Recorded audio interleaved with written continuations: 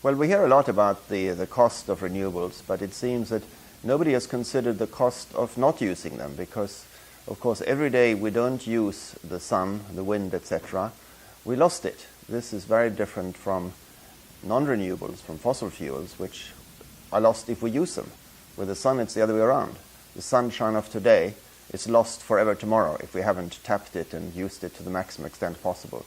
And the question is, how big is this loss? And the World Future Council calculated it by extrapolating from the value of the fossil fuel raw materials, which we are burning unnecessarily.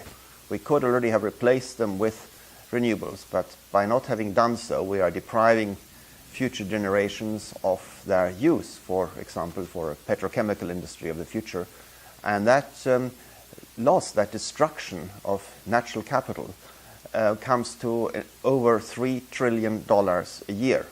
Now, this methodology is used by those promoting fossil fuels. If you have a coal-fired power station or an oil well and you say that you can't use this anymore because of the effects on the climate, for example, they tell you that you're wasting industrial capital, because you could still be using this coal and this oil for another 30, 40 years, whatever.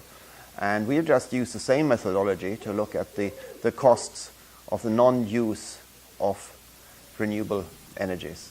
And I think this is very important to realize. We don't really have a market in energy. We have a massively subsidized old system, which is also costing the environment massive amounts, as we know, through climate change. We also know about the huge costs of maintaining the security apparatus to bring the oil from the Gulf, for example, to the United States.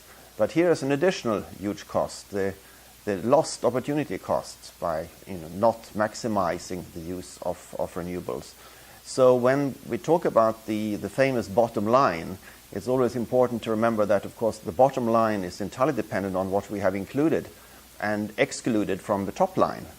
Everybody will agree to this in theory, but it hasn't so far been calculated in practice. And I think the World Future Council study about the monetary costs of the non-use of renewable energies is a first attempt to do so, in order to put this debate, to provide a reality check to the question about the relative costs of renewables and non-renewables.